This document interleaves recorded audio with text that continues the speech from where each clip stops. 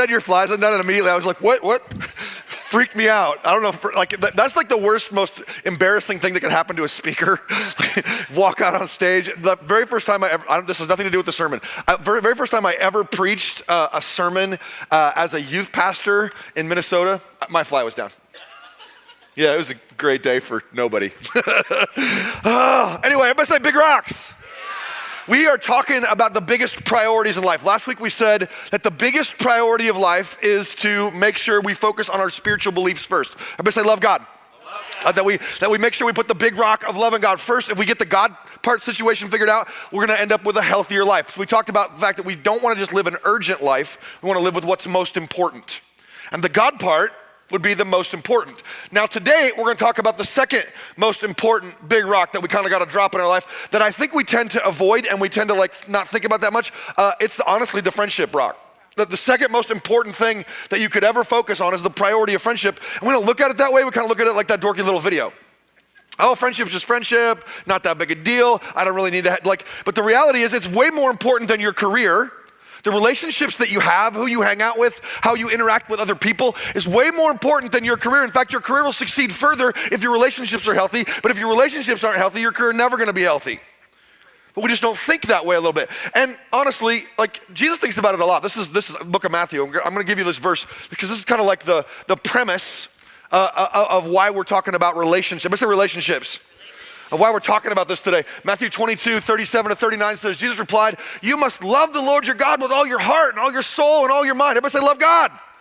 See, he says it's the most important priority. This is the first and greatest commandment. And the second is equally what? Whoa. Love your neighbor as? Do you see what he just said there? It is as important to love people as it is to love God. They're not different sized rocks. They're not different in importance. In fact, if I could have preached one sermon last week, I could have said, love God, love people. It is the most important thing we could ever do as human beings. Everybody say, love people. That this relationship rock, this relationship, this how I get along with other people, how I socialize with others is the second most important thing. No, it's equal with loving God. Now, as soon as I say that, for some of us, it's really difficult because I've said this in services before, but a lot of you probably don't know it. I have social anxiety. How many of you knew that? So a few of you know that. I have trouble with crowds. When we get into if there's a lot of people in a space, I tend to not want to go. It started in junior high. By the time I was in junior high, I'm not making this up. This is just my life. By the time I was in junior high, I wouldn't go to lunch. It'd be time for lunch, and I was fine with class. I was fine with meeting, walking down the hall and saying hello to people. But when it came time for lunch, you get your tray and you walk in the room and you're you have to pick who you're going to sit with. And that was so much stress for me, I would just take my lunch to the bathroom. And I would sit on the bathroom sink and I just read a book. Wait till lunch was over, go back, because it was just too much stress. That relationship piece was and then by the time I was in high school and got my car keys, man, that was great, man, because I just bailed. I just sneak out the side door, gone, and just skip lunch. And when I went to college, same deal. You're 1,000 kids in the cafeteria and I'm walking in man, that is way too much stress for me. So get my lunch to go, ditch out a side door, and go, it was just too much pressure. And I know that's a lot of people, maybe that's your story. I like my wife, I like hanging out with her. I like hanging out with a couple people. I don't mind going fishing with you. It's one other person in the boat, that's cool. But as soon as there's I'm supposed to care about God and people, I do care about people, I just don't want to be around them. How many of you can relate to that? Can I see your hands? That was way more than half the room.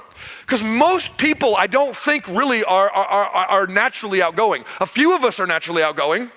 I'd make a terrible politician because I couldn't walk in the room and shake everybody's hand and smile. It's just not who I am. So when Jesus says this verse, it gives me so much pressure. Love God, okay, I can do that. I can read my Bible, I can pray. I don't mind spending time with God and worship. That's the easy part for me.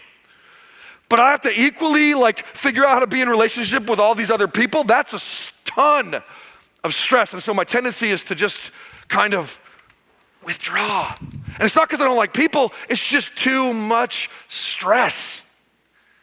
But here's the problem with this. The more we withdraw from relationships, the unhealthier we become. We cannot become more healthy by withdrawing from people. Nobody ever said that the hermit is the healthiest guy around. That's the dude that talks to himself, right? I'm just giving you, I need you to know something. I want you to write it down. This is kind of my premise for this talk. It is really hard to love your neighbor if you don't know your neighbor. It's really hard to love your neighbor if you don't know your neighbor. Because you can say, oh, I love people, but if you don't know them, you don't love them. In order to love someone, you have to actually know who they are. You have to know their story. You have to know their situation. It's one thing to be like, oh, I love people, but if you don't actually know them, you don't really love them. And think about what this does to us as people. Oh, it's not that big a deal. Really, it is. I'm just going to give you a couple of stats. I can't help it. You need to know what it does when relationships are not healthy and when we withdraw from people. This is an article by the New York Times from last year, December 22nd, 2016. Social isolation is killing us today in America. A wave of new research suggests social separation is bad for us. Individuals with less social connection have disrupted sleep patterns, altered immune systems, more inflammation, and higher levels of stress hormones. One recent study found that isolation increased the risk of heart disease by 29%, stroke by 32%. Another analysis that pulled data from 70 studies and 3.4 million people, that's a huge study, found that the socially isolated individuals have a 30% higher risk of dying in the next 7 years, and this specifically affects the middle age. We think, if old people are alone, it's not good for them. But this says, if you're middle-aged, 30 to 50, and you don't have 2 or 3 close friends, you are much more likely to die in the next 7 years. In fact, one of the studies I read, this was trippy to me, said that not having 2 or 3 close friends was similar to smoking 15 cigarettes a day to your health. I want you to think for a second about how much priority you place on friendship. I don't think we put a lot on America today. In America today, I'll give you a couple more stats. This is a book called Bowling Alone, written by Robert Putnam. He's just doing research on Americans. He says this: family dinner since the 1950s has dropped by 43%. Think about it. And I bet you would all agree. Family dinner is much harder today than it was when I was a kid, even. Having friends over has dropped by 35%. Attending a club meeting has dropped by 58%. And by club, they're not talking about religious club meetings, they're talking about just club meetings in general. How many of you are still participating in a regular, not very many people do. We're just isolating more and more and more. Another study, 25% of Americans have no one with whom they can talk to about a personal trouble or triumph. 25%. So 1/4 of this room has nobody to talk to. In fact, one time we did a service and somebody at the door just gave somebody a hug. They were just I just felt like I was supposed to give this person a hug. I didn't know them, I just gave them a hug at the door, welcoming somebody, and they gave them a hug.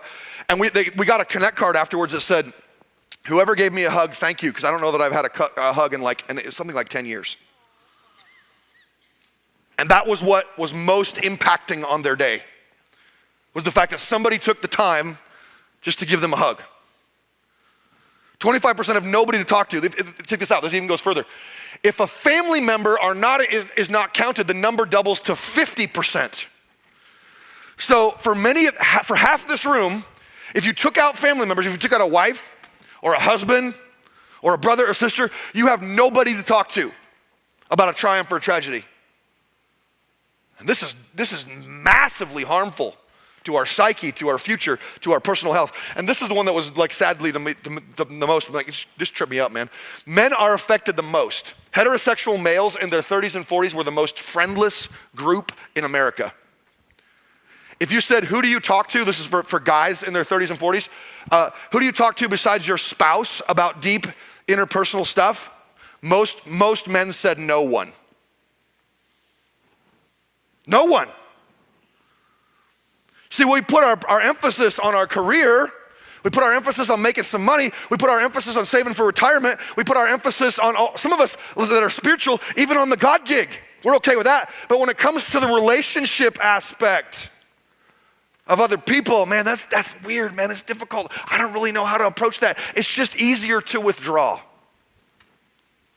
I got to thinking about the why factor in this. I got to thinking, why is this the typical way in which Americans function today? And there's a couple reasons, and honestly, the reasons, I'm gonna throw them on the screen, but this is not a condemnation of American culture. It just is where we are. Commuting and moving. One of the studies said for every 10 minutes you commute, your social interaction drops by a certain percentage. For every 10 minutes you commute. And you would probably agree with that. Like the farther you commute, the less likely you're to be friends with your neighborhood. Moving, like I've moved 3 times in the last 7 years. 3 times in 7 years. Like it's really hard to have deep personal connections with your neighborhood when you're constantly moving. It's just the way it is. Garages versus front porch. Back in the 50s, everybody sat on their front porch, the neighbors walk by, you say hello, all the rest of that. In today's world, what's on the front of your house? A garage. So your moat, the drawbridge goes up, you drive the car in, drawbridge goes, now you know what, stay away. Go in your house, turn your TV on. Neighbors don't interact. It's just the way our culture is set up. So if we don't decide to make relationships a priority, they'll never become one. Social media, that's an obvious one. You recognize that the people that say that you're friends on social media really aren't your friends, right? Come on, who knows that? Okay, I'm just making sure you know that. I'm just breaking it to you. They're not really friends, even though they say they're friends. Do you realize that social media, they say for teenagers, and I'm sure it's true for adults too, but they study teenagers, they said that the more time a student spends on social media, the more likely they are to end up in depression. Because they're trying to find their connection there, but the reality is the only thing you find on social media is somebody else's highlight reel. The best moments of their day get put on there, and then you compare it to the worst moments of your day, and you're like, man, I suck, they got a great life. So rather than ending up with deep and meaningful connection, you end up feeling further isolated because you're watching everybody else's highlight reel, and your life doesn't feel as great.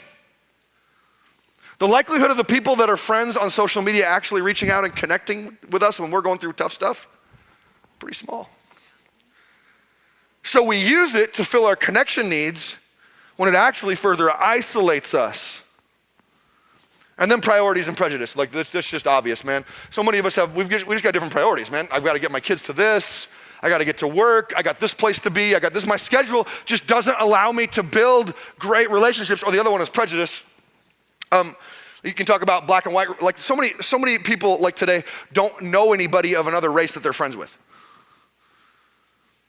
Like you can say, oh, I love all the races, but if you don't know anybody, you know what I'm saying? It's one thing to say I'm not racist. It's another thing to actually drop the prejudice and develop a relationship. Even think in terms of young and old. 75 years ago, everybody sat in church together, the young and the old. Today, churches are broke up mostly, and this is just the way the world is, are broken up mostly by age group. So you can go to a church where everybody's in their 20s and single. There are churches like that. You can go to a church where everybody's 60 to 80. And you can go to churches where everybody's kind of middle-aged. What I'm praying for is that we'd eventually be a church where the young and the old are present, where black, white, every other nationality is present and welcomed. Why? Because this is the healthiest way our culture could ever be. You're gonna become healthier the more you interact with people unlike yourself instead of everybody always being exactly the same. Right? Now, how does that happen? Man, little by little, man, we just gotta decide the priority of relationship is gonna drive me to authentic friendship. So here's what this talk is really about. Like, this is me kind of preaching to myself too, because remember, if you invite me to your house and there's gonna be like nobody else there, like and maybe 2 other people, I'll be like, okay, cool. Say, hey, well, I invited like 40 friends over and be like, oh, no, I'm freaked out. So I have to figure out how I'm gonna relate in a world where I just wanna withdraw. And I want to challenge you to take this message not just for like, I'm preaching to myself, but however this works. Some of you are like super outgoing and you've got 1 billion friendships, but they're all an inch deep. What you want is authentic, healthy, deep, and meaningful relationships. And so what I'm going to do is I'm just going to give you, real quick, I'm just going to give you some thoughts that I have taught myself on how to build great relationships from the scriptures. Like I'm going to give you 6 thoughts on how to build healthy relationships so your life is healthier. Is that cool? I'm gonna pray and I'll give them to you. Jesus, thank you for every life in this room. We thank you that the Vikings are gonna try again. We pray that they would do better than last week, but we really don't care if they win. Okay, we do. Help the Vikings finally win. Jesus, give us a great day. Help us to honor you. Help us to build great relationships. Everybody say, my heart's open. My mind's ready. Make me better, God. Transform me by your word. I'm open to whatever. Help me develop great friendships. In Jesus' name, amen. I'm gonna give you 6 principles. Here's the first one, write it down. The extension principle. Everybody say extension. If you want friends, be a friend. Come on, say it with me. If I want friends, be a friend. Say it again. If I want friends, be a friend. This is what you learned this. Maybe some of you learned this, your parents taught you this when you went to school. Because you came home from school like, Mom, Dad, I don't have any friends. Well, who'd you talk to at school? No one. Well, no wonder you have no friends. See, and by the way, we always want to put that on everybody else, like it's everybody else's problem that we don't have friends. But the reason why I didn't have friends in junior high and high school was because I withdrew. It wasn't everybody else's problem. It was, I thought it was too much work, so I withdrew. I was the one with the problem, not them. Proverbs chapter 18, verse 24, a man that has friends must show himself. When's the last time you actually, like, after service was over, you were just talking to somebody in the lobby, like, dude, we should get together for coffee, and then you actually did? I went out to dinner with somebody. I don't know anybody at church. Yeah, what if you ask somebody to go hang out? I bet you might know someone at church. Now, to be fair, immediately the guys are like, that's a little weird. You know why? Because this is just the truth of psychology. Men do relationships side by side. Women do relationships face to face. So women, you guys can go hang out for coffee, or you guys can get together, and like relationships are much more face to face. For men, relationships are never face to face. If I say, hey, you want to go, I don't know you, but let's go hang out for coffee, you go, I don't know you. But if you're in a conversation with somebody in the lobby and you're like, oh, I found out they like to fish, so do I. We could go fishing together. Immediately, like, yeah, let's do that. Like, why? Because men do relationships side by side. By the way, this might be the reason why your marriage gets weird sometimes. Because your wife is like, we never talk. And you're like, but we did this and this and this. Because for men, relationships are always, what are we doing? For women, it's always, what are we saying? So for the guys in this room, if you don't have deep, meaningful relationships, find somebody else that golfs because you like to golf. Have conversation with people in the lobby. Find out somebody else that wants to go deer hunting. Go deer hunting. Like, you can find people like yourself if you just begin to have conversations with people. Come on, extension. Just you have to decide you're gonna go outside yourself to build a relationship. It's not somebody else's fault you don't have friends. Does that make sense? Number 2, the circles principle. Everybody say circles. The circles principle. Recognize that you cannot be friends with everyone, so you must choose wisely the people you're gonna spend time with. I want you to say this with me. I don't have to be friends with everybody. Like, you shouldn't feel guilty about that. You don't have to be everybody's friend. You get to decide who you want to be friends with and who you don't. In fact, this is in the scriptures. Proverbs 12, verse 26, the righteous choose their friends what? Carefully. They basically go, yep you, nope to you.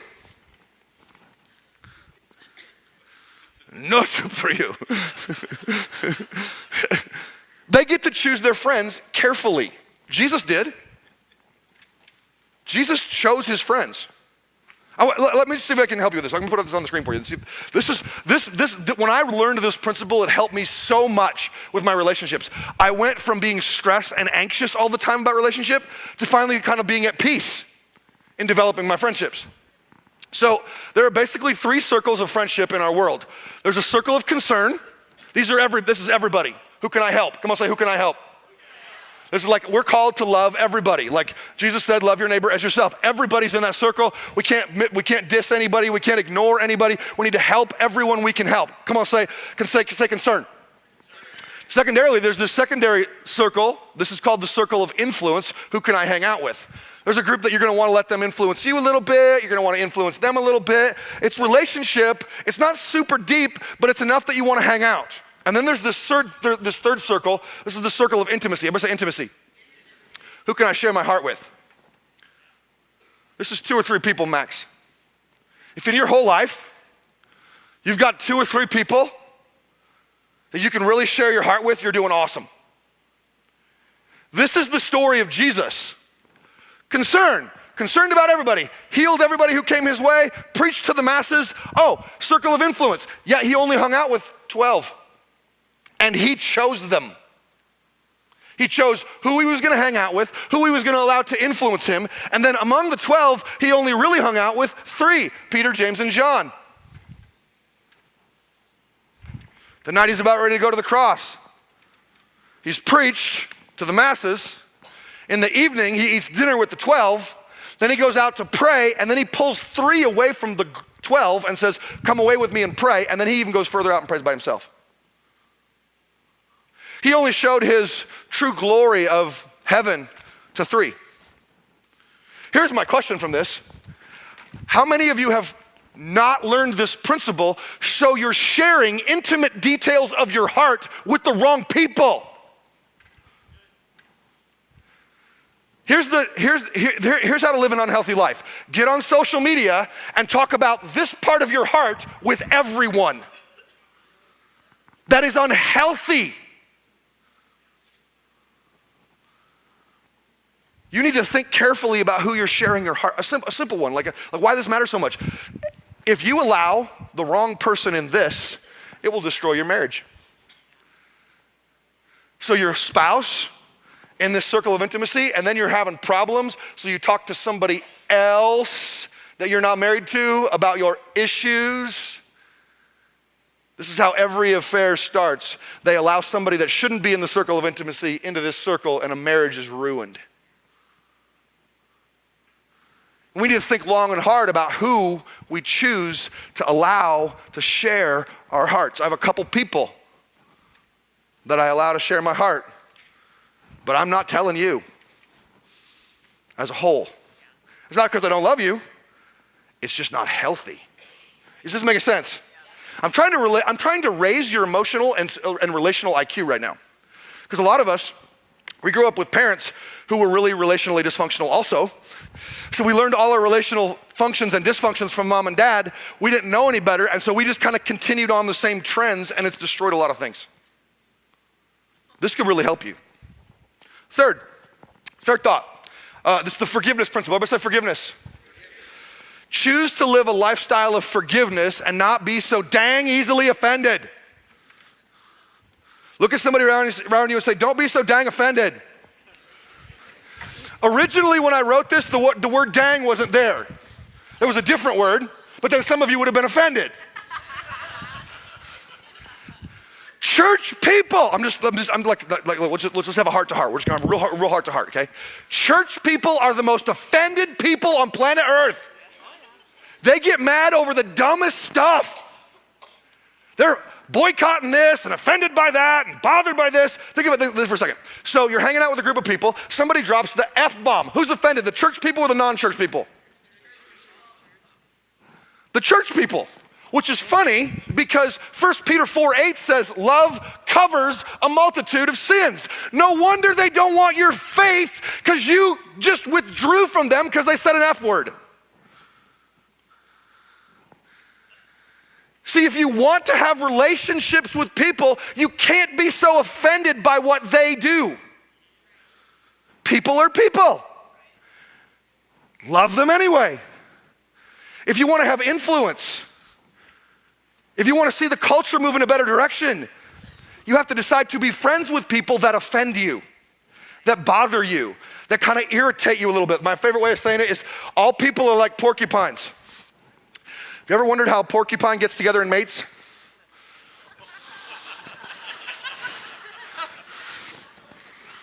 Some of you are offended. It's painful, isn't it? Yet they managed to keep that species alive. People are porcupines, man. We hurt each other. At some point, if you're actually gonna go from, oh, I love everyone, to actually loving people, you're not gonna be so dang offended. Love, come on, say love covers a multitude of sins. Proverbs 19, verse 11, it is one's glory to what? Overlook an offense. Yet religious people tend to not overlook the offense. They tend to constantly point it out or withdraw because somebody offended them. It's no wonder people don't want our faith. John chapter 13, 34, a new commandment I give you, and this one's awesome. This is like, let's just bring Jesus into this for a minute. A new commandment I give you, love one another as I have. Okay, so I want you to think back to the biggest regret. Just for a second, like I just want, like put it in your brain. Just for a second, I know it's yucky. What you wanted right there in that moment was somebody to say, it's gonna be okay. I'm still proud of you. I'm still with you. What every human heart wants in the middle of the worst, biggest, deepest regrets we have is somebody go, I'm still for you. I haven't given up on you. It's okay, dust yourself up and get back up. You're gonna be just fine. This is what Jesus always says to you. He did say that in that moment. On your worst day, in your worst moment, in your worst mistake, he was like, I'm still for you. I'm not against you. I still believe in you. Hey, it's okay. Let's just move past it. Come on, get back up. You can make progress. This is how he wants you to treat everybody else because he treats you like this. See, when you grasp the grace he gives you, what do you immediately give to other people? This kind of grace. See, as I have loved you, so you must love one another. What some of you needed to hear today, because some of you are very religious, and I'm glad. Like I don't want you to not prioritize the word of God and faith, but you gotta stop being so dang offended, so bothered by such stupid, insignificant stuff. Isn't what matters most the relationship and pointing somebody to the Savior? Come on, look at somebody again and say, don't be so dang offended. I hope I didn't offend you with this. If I did, get over it. Number 4, the don't stew principle. Come on, say don't stew. The don't stew principle. When there is a problem with somebody, you go get it figured out immediately and privately. Come on, say immediately and privately. This is not something that your parents probably taught you, at least I've not talked to very many people whose parents taught them this. It's like when you are bothered by somebody, it is immature to withdraw and stew about it. I can't believe it. I've never seen something, by the way, people spiritualize this too. They're like, I just need to get away for a while and pray. I've never seen somebody withdraw and stew about it and go, wow, those people are wonderful. I'm so glad that they said or did that or that thing. Oh, wow. And they came back and they were healthy. All that happens is we get away and we start to stew. And we go, I can't believe, I wonder why this, I can't believe this. I wonder what they do. What was that about? I don't really, and then we get our spouse and we're like, honey, do you know what they said? I wonder what that meant. And then we go call 3 friends. Oh my gosh, did you know what they, It's no wonder our relationships are dysfunctional. Because the more you stew about it here, the unhealthier you become. The scriptures say when you have a problem, when somebody does bother you, you go to them immediately and privately. You don't call 3 friends and ask their opinion. That's called gossip. What you just did was run down somebody else's character because you had a problem with them. Oh, but I needed wisdom and advice. You still ruined their character to another person. If you have a problem with them, maturity says you go to them privately and immediately. Once again, I'm trying to raise your relational IQ. Would your relationships be healthier if you did this, yes or no? Yes. Absolutely. This is the difference between courage and cowardice. It's the difference between courage and cowardice. Cowardice is oh man, I can't possibly, it'll be too weird. That's cowardice. Courage is, I care about you enough that we gotta have a conversation. Amen. Proverbs 16:28, a gossip separates close friends. Ephesians 4:26, do not let the sun go down while you are still angry. Oh, I just need to pray about it for a couple days. No, we aren't to let the sun go down while we're still angry. That day, we get it figured out that day. We go to sleep with our head on our pillow and know we did the best we could to resolve that conflict. That's relational health. Matthew 18:15. If a fellow believer, or even, I would say even an unbeliever, hurts you, go and tell them. Work it out between the two of you. If he listens, you've made a. See, the reason why, I'm just saying this. I think this principle right here is the reason why so many of us can't develop deep and meaningful relationships. Because we just stew about all kinds of stuff. We get all up in our head about the relationship, and what happens is we destroy it. Rather than if we just moved into dialogue and humility towards that other person, we might actually solve it. Yeah. Come on, say don't stew. Number 5, the disclosure principle. The disclosure principle. And this one is equally important because all of us are going to go through times when we're in need. And this is what this means. It is the responsibility of the one in need to reach out for help. It is not fair to expect others to interpret actions or moods. So take this as an example. You come in, church or work, school, whatever like your social setting is, like just like whatever that social setting is, and you're having a terrible week. I mean, it is rough and it is painful, but you don't want anybody to know because you just don't want to put your stuff out there. So you just kind of like keep it to yourself and you don't share it. So you kind of just hold it all in, and then nobody prays for you, or nobody reaches out, or nobody helps. What tends to happen is, in our pain, we then say it's everybody else's problem. Nobody cares. But they don't know to care. If you want somebody to help you with your stuff, you've got to be honest about what's going on in here. It's not their problem for not caring. It's yours for not going, hey, I need some help here. Now, let's just see if I can help you with the social IQ this for a second. This is not like going on social media, I got a problem. This is your intimate little circle of few. Once again, I've got a couple people that I'll be real with. That I will never be that real with most of you. And it's not because I don't love you. It's just not appropriate for me to be that deep because we're not that close. But if I call them or I sit down with them and say, this is what's really going on in my heart, they're gonna lift me up. I've developed a relationship with them that if I am broken, they pick me up. And if they're broken, I'm picking them up. This is how we stay personally healthy. 2 verses. James chapter 5, verse 16. Make this your common practice. Confess your sins to... I thought you were just supposed to talk to God about your stuff. Confess your sins to each other. Now, once again, he's making a broad statement, but he doesn't mean with everybody. Like you don't need to tell all your sins, like just your select few. Your select few. And pray for each other so that you can live together. What's the last 3 words? What are the last 3 words? Whole and healed. How many of you would like to be whole and healed? Put your hands up. That would be almost everybody. So you need to choose this group of 2 or 3 that you can develop this kind of relationship with, that you can share those personal struggles with. Proverbs chapter 15, 22. Without advice, plans go wrong, but with many advisors, they succeed. Once again, I'm not talking about like a public statement on social media, because remember that's a public forum. I'm talking about, I got a couple private people I'm gonna go to, I need some advice and counsel, and you people are worthy of my trust. We've been together long enough, I know you're wise enough that if I go to you for dialogue, for counsel, you're gonna give me something healthy to say or something healthy to think so that my life can move in a better direction.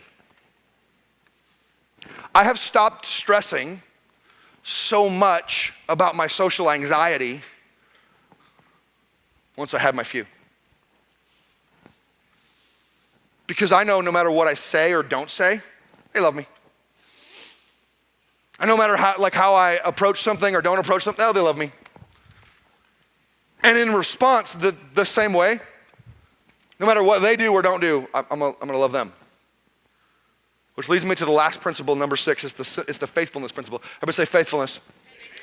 Choose your closest friends wisely and then never abandon them.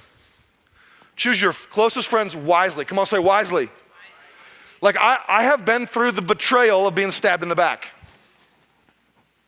Thought this person was worthy of my inner circle and they were not. And they stabbed me in the back. Like I recognize the fact that many of us have gone through the deep betrayal of divorce or separation or all kinds of other issues. So I get the fact that there are moments where you put the wrong person in that circle and they betray you. But if you put the right person in, faithfulness for a lifetime. Proverbs 27:10, never abandon a friend. Come on, say never abandon them. Either yours or your father's. When disaster strikes, you won't have to ask your brother for assistance because your friend is closer than your brother. If I'm going through something tough, my first call is not to my brother. I love him dearly. He lives in Michigan. My first call is to Pastor Jason. It's Pastor Jason. Why? Because he got my back no matter what. That type of relationship has been developed over 13 years. This is what you need to think about in your life. I know you're prioritizing your kids' education. Some of you are prioritizing your own education. That's awesome. You're prioritizing your career. You're trying to make money, make sure you save for retirement. None of that is bad. But if you don't go with the important and you just live with the urgent, you're gonna miss out on the second greatest thing you could ever have. First is this relationship with God, but then secondarily is the beauty of a relationship with another human being, besides just a spouse. You need this for healthy living.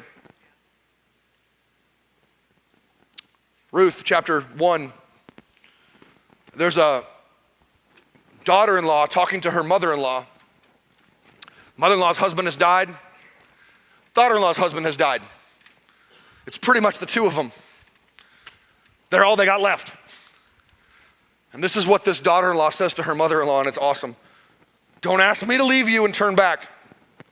Where you go, I'm gonna go. Where you live, I'm gonna live. Your people gonna be my people, your God, my God. Where you die, I'm gonna die, and there I'm gonna be buried. May the Lord punish me severely if I allow anything but death to separate us. Do you hear the deep commitment of faithfulness from one human being to another? So you remember, the Bible is God's love letter to you. It's not just the story of human relationships, it's the story of how God views you. So now I want you to see those same words, which are awesome, relationship to relationship, and now I want to see them as Jesus speaking over your soul right now, because right now you might feel alone.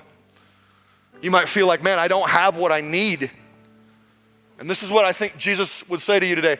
Don't ask me to leave you and turn back. He's never leaving you. Wherever you go, I will go. Where you live, I'm gonna live. Your people, gonna be my people. Your God, my God. Where you die, I'm gonna die. And there I'm gonna be buried. I'm gonna meet you on the other side. May the Lord punish me severely if I allow anything but death to separate us. So those words are not just the words of one woman to another. I think they're the words of Jesus to you. Here's what I would tell you. And I didn't say this last night, and I feel like I'm supposed to say this to somebody. If you will focus on your relationship with God because he loves you, I believe he will bring to you everything else. So he's gonna bring you a friend. This is Proverbs chapter 18:24. Last phrase in that says, but there's a friend who sticks closer than a brother. He's gonna bring this person to you. He's gonna be that for you. But he will bring you that kind of relationship if you just seek him first. I don't think we prioritize relationships until it is too late. And then a lot of times we're too old to do anything about it. Just for a second, can you close your eyes and bow your head? Just for a minute, I want you to be real honest with me, because I may not be your closest friend, but I can pray for you. How many of you right now are like, man, I really need God to provide me a relationship, a friendship like that? Can you put your hand up? So many hands. Like I recognize the need. You're being honest. You can put your hands down. I think I'm supposed to tell you that you already have this friendship in Christ. He's not gonna abandon you. He's not gonna fail you. He's not gonna give up on you. He's always gonna speak life to you. And if you will seek him, he will provide those relationship needs. But for now, I just wanna pray for you. I wanna pray that God will meet this need of deep relationship for you. Jesus, right now, I just pray for every hand that went up, for every person who is in that searching mode, for man, I just need somebody who's got my back. And I feel like I'm supposed to pray for them to reach out, to extend their hand, to be the one to reach out to another life to begin to build that friendship that they know they need to build. May they not just wait for somebody to come talk to them, but may they be an extension of you in somebody else's life. As they honor you, as they seek you, as they love you, God, we invite you to build them healthy, meaningful, connected relationships for a lifetime. On good days and on bad, may we have somebody who's got our back. And we thank you, Jesus, that you always have ours. That you never abandon, that you never fail, that you sacrificed yourself for every one of our mistakes, and then you said, I love you, I'm proud of you, and you push us on forward. God, today, we give ourselves to you again, and we invite you to meet our need of relationship. In Jesus' name we pray. Everybody said, amen.